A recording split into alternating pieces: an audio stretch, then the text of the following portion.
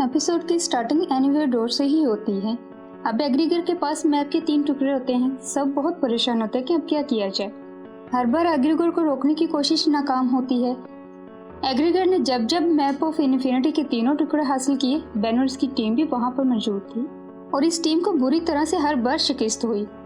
Gwen कहती है कि हमें अपनी हार से कुछ सीखना चाहिए और दोबारा ऐसा होने से रोकना चाहिए। इतने में एज़मत इनसे राब्ता करता है। वो बेन से कहता है कि मैं सिर्फ 3000 साल तक जिंदा रहूंगा और तब तक मैं तुम्हारे कुछ सीखने का इंतजार नहीं कर सकता। साथ में बेन पर गुस्सा करता है कि तुम एग्रीगर को रोक नहीं सके और वो 4 में से 3 टुकड़े हासिल कर चुका है। तुम बार बार नाकाम हुए हो। अब एग्रीगर को चौथा टुकड़ा भी मिल गया तो वो फोर्ज ऑफ क्रिएशन पहुंच जाएगा और बड़े पैमाने पर तबाही फैलाएगा। ग्वेन एज़मत से फोर्ज ऑफ क्रिएशन का पूछती है, लेकिन एज़मत अब भी इसके बारे में कुछ नहीं बताता और कहता है ये तुम्हारी सोच से बाहर है। बेन अब की बार गुस्से में आ जाता है क्योंकि एज़मत मुसलसल उनको डांटे जा रहा था और इनको बेवकूफ़ भी बोल रहा था। बेन एज़मत से चौथे टुकड़े की जगह पूछता है।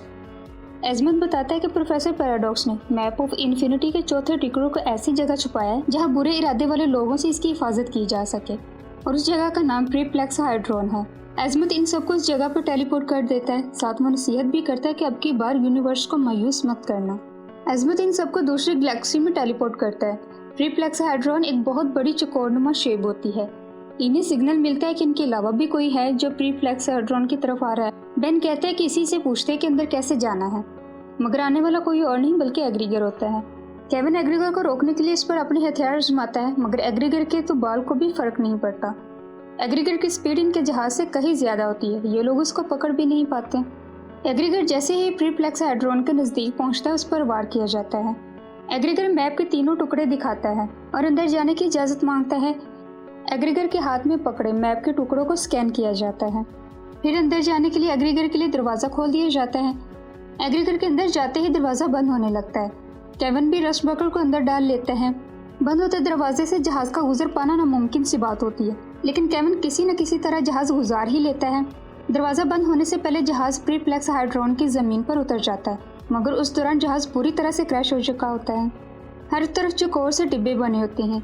वेन एग्रीगर को स्कैन करने की कोशिश करती है, मगर उसे उसका कोई सुराग नहीं मिलता।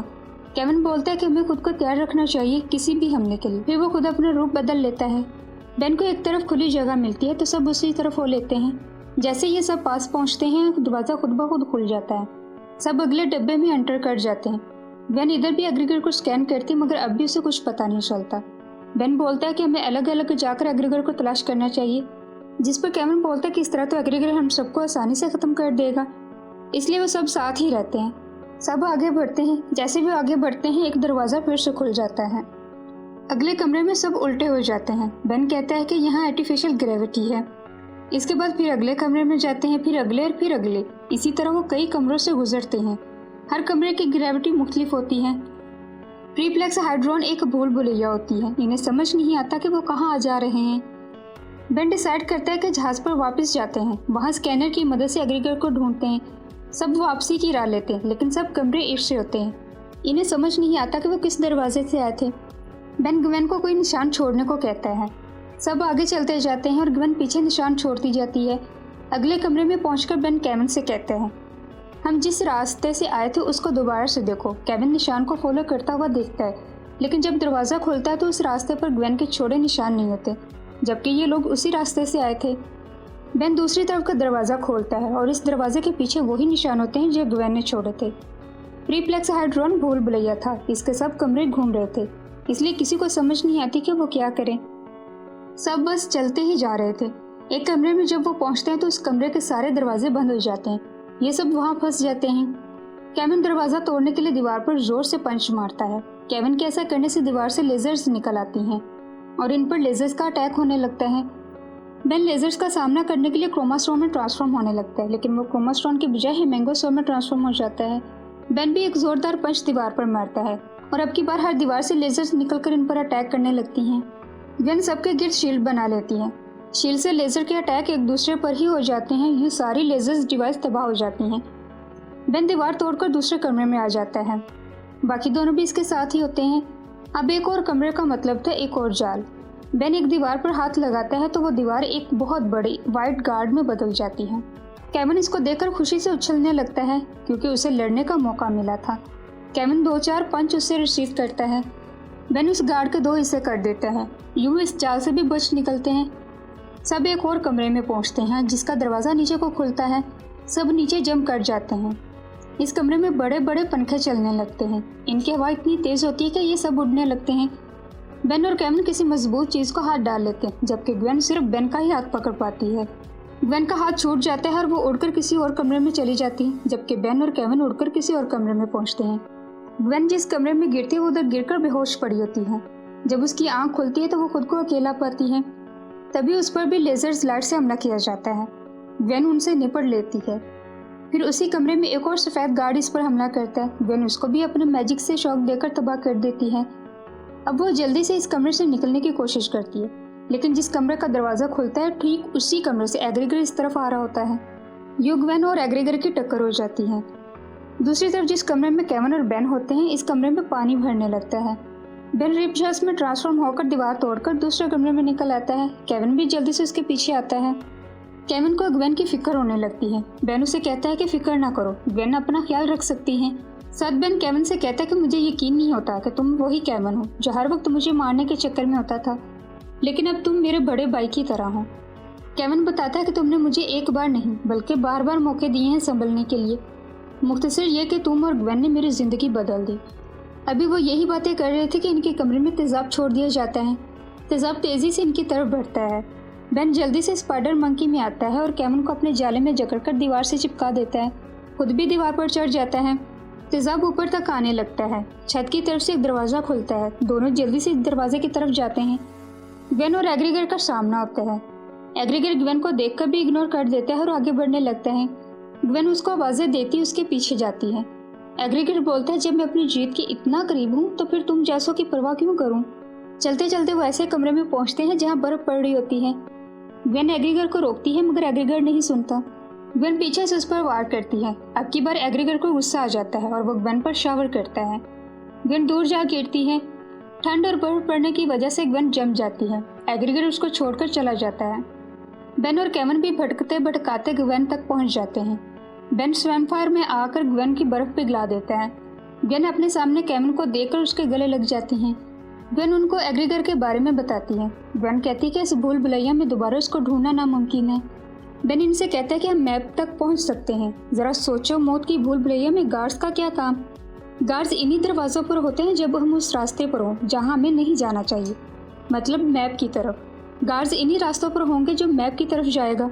अब सब उस दरवाजे पर ध्यान नहीं देते जो खुद ब खुद इनके लिए खुल जाता था, बल्कि उस दरवाजे को ढूंढते हैं जिसमें गार्ड हो। इस तरह वो गार्ड को ढूंढकर उससे मारते जाते हैं और आगे बढ़ते जाते हैं। इस तरह सब एक कमरे में पहुंचते हैं जहां एक कुर्सी पर एक एलियन बैठा होता है। उस एलियन का नाम सेंटिनल होता है। सेंटिनल इनको बताता है कि मैं मैप ऑफ इन्फिनिटी के चौथे टुकड़े का रखवाला हूँ। सेंटिनल बेन को खुशामदीद कहता है। वो कहता है कि तुम्हारे आने से मुझे बहुत तसल्ली मिली। सेंटिनल ग्रैंडपा मैक्स का भी जिक्र करता है। वो बताता है कि प्रोफेसर पैराडॉक्स जिन्होंने ये जगह बनाई वो तुम्हारे ग्रैंडपा की बहुत इज्जत करते हैं। सेंटिनल अपना ताज उतारता है। वो ताज मैप के चौथे टुकड़े में बदल जाता है। केविन सेंटिनल से पूछता है प्रोफेसर पैराडॉक्स ने मैप छुपाया क्यों था, जिस पर सेंटिनल बताता है कि एग्रीगर जैसे बुरे लोगों से इन्फिनिटी पावर को बचाने के लिए। सेंटिनल वापस अपनी कुर्सी पर जा बैठता है और फिर पूरा प्रीफ्लेक्साहेड्रॉन टूटने लगता है। सेंटिनल इन्हें कहता है कि इस जगह ने अपना फर्ज पूरा किया, अब ये तुम्हारी जिम्मेदारी है इस मैप के टुकड़े की अपनी जान से ज़्यादा हिफाजत करना। फिर वो इनको वहाँ से जाने को कहता है। बेन इनको भी चलने को कहता है मगर वो इनकार कर देते हैं और इनको यहाँ से जल्द निकलने को कहते हैं। सब वापस भागते हैं, जबकि उनके जाने के बाद एग्रीगर सेंटिनल तक पहुँच जाता है। मैप बेन के सही रास्ते की तरफ रहनुमाई करता जाता है। आधे रास्ते में जाकर बेन रुक जाता है क्योंकि वो सेंटिनल को इस तरह नहीं छोड़ सकता था। बेन केविन को अपना बैज दे देती है जिस पर रश बकट की लोकेशन शो हो रही थी। बेन उसे कहता है कि तुम रश बकट को तैयार करो, हम तुम्हें उधर ही मिलते हैं। बेन और ग्वेन मैप समेत वापस भागते हैं। एग्रीगर सेंटिनल को काफ़ी टॉर्चर करता है मगर वो मैप के बारे में नहीं बताता। इतने में बेन और ग्वेन भी पहुंच जाते हैं। बेन अल्टीमेट कैननबॉट में आता है और वो एग्रीगर को अच्छा खासा धो डालता है। ग्वेन सेंटिनल को सिक्योर कर लेती है और बेन को यहाँ से चलने को कहती है, मगर बेन एग्रीगर को छोड़कर नहीं जाना चाहता था। लड़ाई के दौरान बेन से मैप गिर जाता है जिसको फौरन एग्रीगर पकड़ लेता है। एग्रीगर बिना वक्त ज़ाया किए मैप पकड़ वहाँ से गायब हो जाता है। अब चारों टुकड़े एग्रीगर के पास थे। सारी जगह टूटने लगती है। ग्वेन अपने गिर्द शील्ड बना लेती है। सारा प्रीप्लेक्स हाइड्रोन टूट जाता है। केविन इनको अपनी रस्ट बकेट में ले लेता है। सेंटिनल बेन से कहता है कि तुमको मैप बचाना था, ना कि मुझे। मेरी जिंदगी का मकसद था मैप की हिफाजत करना। मुझे लगा मैं कामयाब हो गया, लेकिन मैं नाकाम रहा। अब सब खत्म हो गया। इसके साथ ही सेंटिनल भी गायब हो जाता है। बेन दुखी होता है कि यह सब इसकी वजह से हुआ। केविन और ग्वेन उसको हौसला देते हैं कि तुमने कुछ नहीं किया, तुमने कभी किसी को पीछे नहीं छोड़ा, तो अब सेंटिनल को कैसे छोड़ देते। केविन कहते हैं हम सिर्फ एक लड़ाई हारे, पूरी जंग नहीं। जंग अभी बाकी है, हम एग्रीगर को रोकेंगे।